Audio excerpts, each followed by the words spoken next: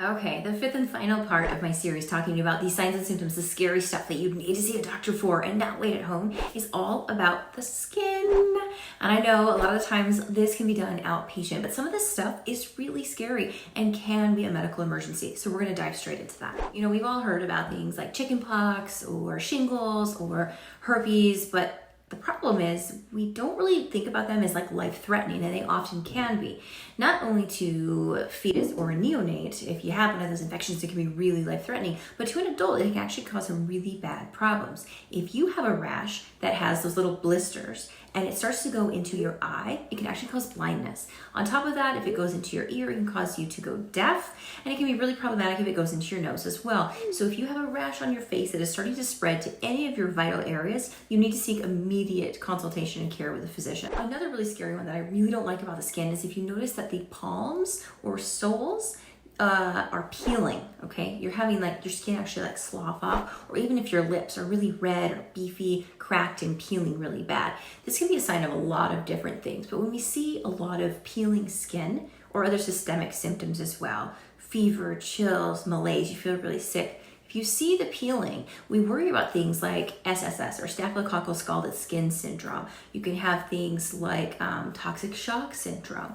In children, we'll see something called Kawasakis. And then also you could have TENS or toxic epidermal necrolysis,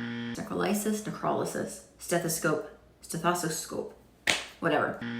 So TENS, and essentially these can be really life-threatening because your body can go into shock and it can spread into your entire body and not just affect your skin. So if you see any of that, you need to consult your physician ASAP. Don't pull that one off. And then the last thing that I see often that I want you to be worried about is burns. So a lot of the time people will say, oh, it's just a simple burn, I don't need to go see a doctor for it. Well, remember there's 4 degrees of burns, and the first degree, superficial, can usually be controlled at home.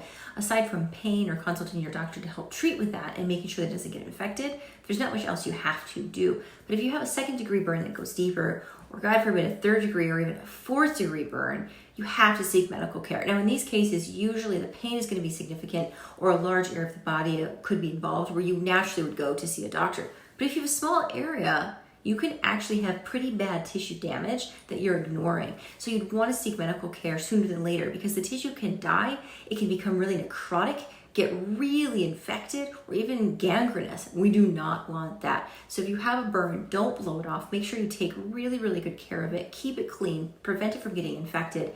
And if it's something that's more serious than a 1st degree burn, make sure that you consult your doctor and even talk to them about 1st degree burns. I mean, that's what we're here for.